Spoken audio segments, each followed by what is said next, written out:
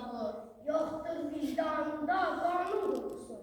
Şair, hökümdarın huzurundasan. Bunu sizsiz verilişdirəm mən. Bəs başa əymədiniz.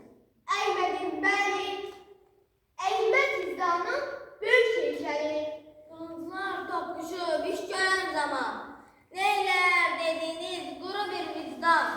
Vicdan dedikləri bir həqiqətdir. Bir şiiri mezarı əbədiyyətdir. Bəs zindan necədir? Qaranlıq zindan. Soyuq məzara da ziyyətdir insan. Yenə göylərdədir şair xəyalı. Əzəldən hüdudu yoxdur kəmalı. Aha,